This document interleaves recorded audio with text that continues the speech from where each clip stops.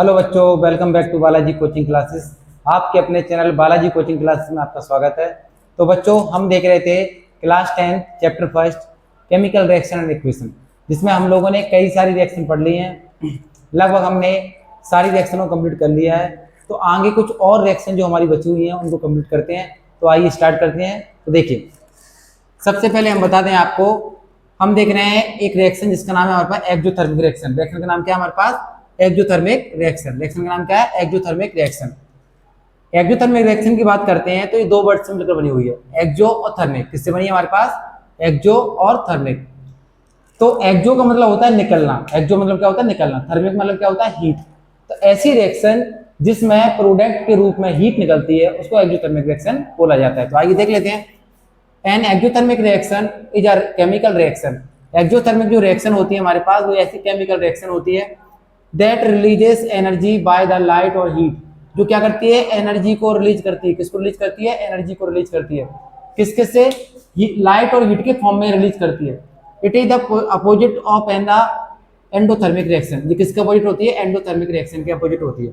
इसका मतलब यही होता है, जब प्रोडक्ट हमारा बनता है तो उनमें जब कभी भी हमारी हीट निकलने लगे तो उसको क्या बोला जाता है? एक्जोथर्मिक रिएक्शन बोला जाता है। जैसे बात कर लेते हैं, express in a chemical equation reaction reactant product plus energy. इसका मतलब है कि जैसे हम बात करते हैं, हमारे पास एक होता है रिएक्टेंट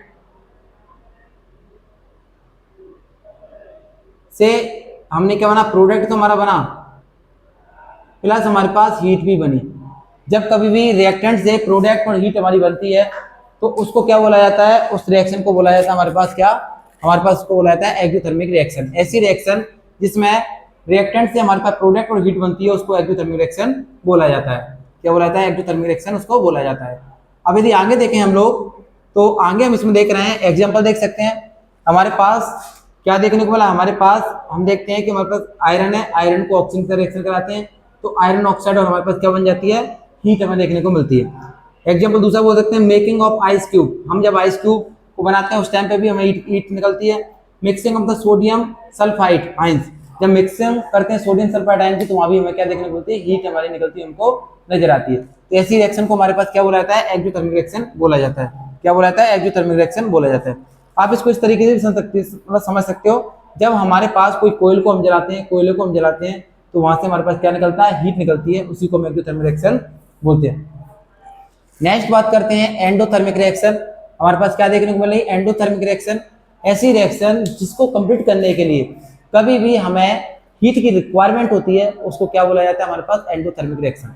एक्जो में हीट निकलती थी, एंडो में हीट को हम क्या करेंगे? एब्जॉर्ब करेंगे। बात कर लेते हैं, endothermic reaction require a take energy in order for it to the process. मतलब इसको कंप्लीट करने के लिए हमें किसकी रिक्वायरमेंट होती है? एनर्जी की रिक्वायरमेंट होती है। तो जब एनर्जी की रिक्वायरमेंट होती है तो उन रिएक्शन को क्या बोला जाता है? एंडोथर्मिक रिएक्शन बोला जाता है। This required energy can be provide to many form but it the typically in the form of the heat.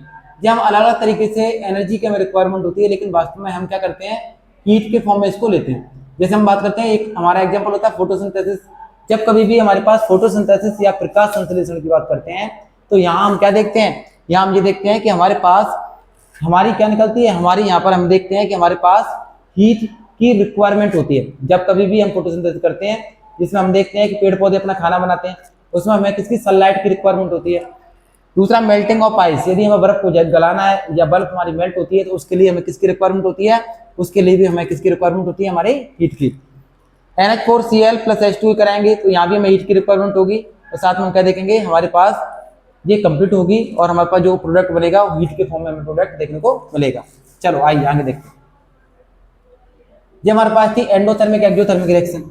क्या थी हमारे पास? Endothermic exothermic reaction. अब यदि आगे चले थोड़ा तो आगे देखते हैं हम लोग, यहाँ पर लिखा है respiration is a exothermic reaction. हमसे बोला गया है कि जो हम सांस लेते हैं, जो रेस्पायर करते हैं, क्या वो एक्सोथर्मिक रिएक्शन होती है? हाँ जी होती है। एक्सो का मतलब होता है कि जब प्रोडक्ट बनता है तो उसके अंदर हमारी हीट निकलती है। हम जानते हैं कि जब कभी भी हम खाना खाते हैं, खाना खाने के बाद हमारी बॉडी के अंदर जो भी ग्लूकोज पहुंचता है, खाने के द्वारा जो भी ग्लूकोज पहुंचता है, अब जैसे हम सांस लेते हैं तो ऑक्सीजन जाकर हमारे ग्लूकोज में मिक्स होता है, साथ में ग्लूकोज बर्न होता है और अलग अलग प्रोडक्ट में टूटता है जहां से हमारे पास ग्लूकोज के द्वारा हीट निकलती है। हम जानते हैं जब कभी भी कोई भी रिएक्शन जिसमें हमारे पास हीट निकलती है उसको अपन क्या बोलते हैं, एक्सोथर्मिक रिएक्शन बोलते हैं। इसलिए हम बोल सकते हैं कि हमारे पास जो रेस्पिरेशन होती है वो भी एक तरीके से एक्सोथर्मिक रिएक्शन का एग्जांपल होती है।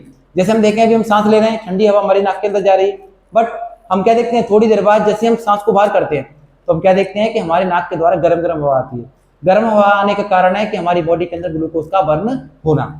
तो हम देख लेते हैं in the process of respiration, respiration की प्रोसेस में क्या होता है, द कॉम्प्लेक्स सब्सटेंसेस, जो हमारे पास कॉम्प्लेक्स सब्सटेंस होते हैं जैसे स्टार्च हुआ, कार्बोहाइड्रेट हुआ, broke down to the similar substances, जो किसमें टूट जाते हैं, सिमिलर या सिंपल सब्सटेंस में हमारे टूट जाते हैं। Then the convert in the glucose, किसमें कन्वर्ट हो जाते हैं, ग्लूकोज में कन्वर्ट हो जाते हैं।